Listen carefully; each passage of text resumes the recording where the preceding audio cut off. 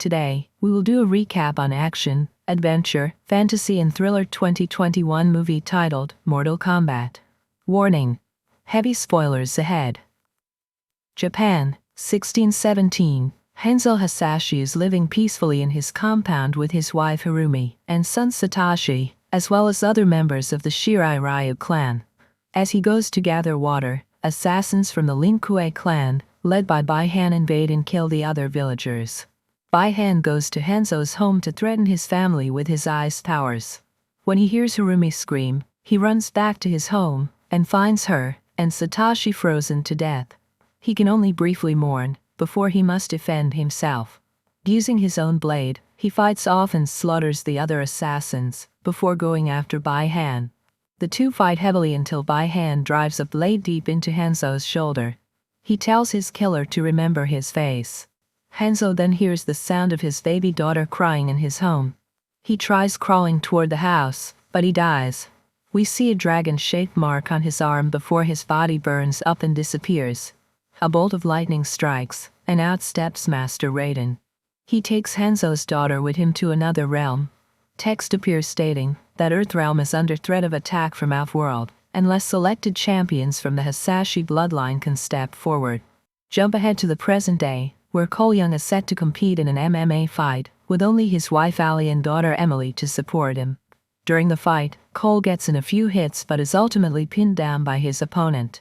Despite Emily's attempts to lift her dad's spirits, Cole ultimately taps out before he is choked into unconsciousness. After the fight, Cole is approached by a man named Jack Spriggs, who notices that Cole has a mark on his chest similar to the one seen on Hanzo. Cole dismisses it as nothing more than a birthmark. Meanwhile, Cole is also plagued by a vision of Hanzo surrounded by flames. In Outworld, Bai Han, now going by Sub-Zero, approaches his master, Shang Tsung, as they are making plans to overtake Earthrealm.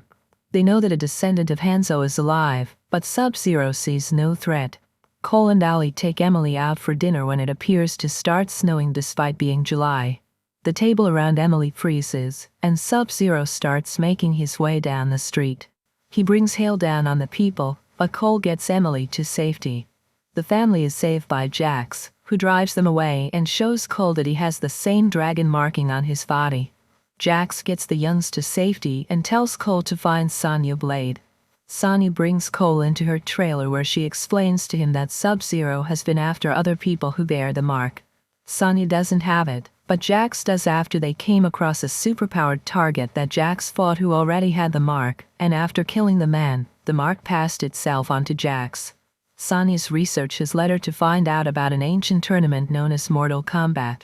Sonya has captured a ruthless mercenary named Kano, who also has the mark and worked for the Black Dragon clan. Moments later, Sonya's home is attacked by Shang Tsung's henchman, Reptile. The creature uses camouflage to attack, but Kano gets free and punches his fist through Reptile's chest, pulling out his heart. With her research destroyed in the attack, Sonya doesn't know what the next move is until Kano states that he knows she is trying to make it the Temple of Raiden, and he knows where it is. Sonya lies to Kano and offers him $3 million to help guide her and Cole to the location. They head off into the desert, where they are met by one of Raiden's champions, Liu Kang, who has fire abilities. He explains to them the urgency of defending Earthrealm, since they have lost 9 of the Mortal Kombat tournaments, and one more loss means Shang Tsung can arrive to conquer it. Liu Kang shows that he has rounded up the remaining champions that he could, including Jax, who is still unconscious from his fight with Sub-Zero. Liu Kang assures Sonya that the other people working in the temple will do what they can to heal Jax. Liu Kang brings Cole, Sonya, and Kano to meet Raiden, who is unimpressed by them. Before they begin training, Shang Tsung arrives at the temple with Sub-Zero and his demonic henchwoman Melina. As Sub-Zero attacks Liu Kang, he is saved by his cousin, Kung Lao. Shang Tsung prepares his own attack, but Raiden steps out to remind him that it is forbidden to claim victory before the tournament has begun. He then creates a force field around the temple to prevent the Outworld villains from continuing their attack, forcing them to leave. Liu begins to train the champions by helping them unlock their inner power, or arcana, which is why he has fire powers, and Raiden has lightning powers. Sonya is not allowed to join the others, because she is not one of the chosen champions. She goes to Jax's side, where he is awake, and discovers he has mechanical arms. Although he attempts to make use of them, he feels useless and weaker with them. Cole and Kano get their asses beat by Liu Kang and Kung Lao. Liu Kang tries to help Cole achieve his arcana by figuring out what it is that drives him. The fighters have dinner, where Kano runs his mouth too much, and Liu Kang and Kung Lao antagonize him by stating he is impulsive and powerless, making him an unworthy fighter. Kano snaps, which actually activates his arcana and causes him to fire a laser beam from his right eye. Cole later talks to Raiden about the dragon marking. Raiden explains to Cole that he is descended from Hanzo's bloodline, specifically from the baby that Raiden rescued in the beginning. He also tells Cole that the vision he sees is Hanzo wandering through hell, waiting for the day he can get his revenge on Sub-Zero. When Cole feels that he is not a worthy champion, Raiden opens the portal to send him back to Earthrealm to be with Ali and Emily. Shang Tsung gathers more fighters for his next attack, including the demon Natara, the monstrous Prince Goro, the brutish Ryako, and the mercenary Cable, who has a personal grudge with Kano, since they used to work together with the Black Dragon clan, and Kano left Cable for dead, forcing him to wear his special new suit. Shang Tsung and his minions attack the temple, while Goro goes after Cole and his family.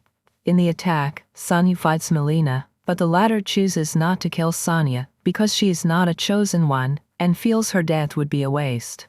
Cable fights Liu Kang and overpowers him. Jax fights Ryako but is overpowered, and the brute knocks him and Sonya out before attempting to crush them under a boulder. Jax tries to lift the boulder off Sonya, which helps him find his arcana, and causes the arms to grow in size and strength. Natara swoops down for an attack, but Kung Lao fights her and performs a fatality by using his metal hat as a buzzsaw, slicing Natara in half down the middle. Flawless victory. Meanwhile, Goro is laying Cole into the dirt until he starts to make his way toward Ali and Emily. Feeling the need to protect his family, Cole's arcana is unlocked, with his body being covered in golden armor, and allowing him to create blades to help him fight Goro, first slicing off one of his forearms, and then impaling him through the eyes to kill him. Raiden senses this and summons Cole back to the temple, revealing his bloodline to Shang Tsung and Sub-Zero. Raiden prepares to bring the champions to the void for protection, but Shang Tsung grabs Kung Lao and sucks his soul out, killing him and forcing Liu Kang to watch. Liu Kang mourns his cousin, while the rest of the heroes try to figure out a strategy for fighting Shang Tsung's forces. Raiden presents Cole with Hanzo's kunai that was recovered after his death, and he encourages Cole to use it. Cole decides that they should take on the villains in the style of a tournament. Raiden teleports the champions to take on their respective opponents. Jax is sent to fight Ryako with his new arms. Although Ryako tries to bring Jax down with his warhammer, Jax disarms him and uses his arms to turn Ryako's head into paste. Sonya is sent back to her trailer to fight Kano, which ends with her impaling him through his eye, and his marking is passed down to her. As Cole is fighting Melina, Sonya comes to help and uses her newfound arcana powers to fire a plasma beam from her arms to blast a hole through Melina's stomach. Liu Kang faces Cable again and uses his own fatality, a fire dragon move that consumes Cable and burns him to a crisp. Sub-Zero goes to Earthrealm and finds Ali and Emily, where he freezes them alive. Cole is summoned to fight Sub-Zero, but the villain proves to overpower him. When Cole's blood touches the kunai, this brings Hanzo back from hell, where he is revived as Scorpion. He returns to battle his nemesis with Cole's help. Scorpion uses his heat to revive Ali and Emily, before managing to trap Sub-Zero, and use his own fire powers to burn Sub-Zero to death. Before going back, Scorpion thanks Cole for freeing him and asks him to keep his bloodline alive. Shang Tsung appears once more to retrieve the bodies of his fighters, meaning they may be brought back to life, but Raiden banishes him back to Outworld. Raiden then tells his champions that they are victorious, but they must gather more fighters for when Shang Tsung plans his next attack. Cole is at the gym where he normally fights and tells the promoter he is finally quitting and going to Hollywood. When asked what's in Hollywood, Cole says not what. Who? The camera then pans over to show who Cole is looking for. Superstar fighter Johnny Cage.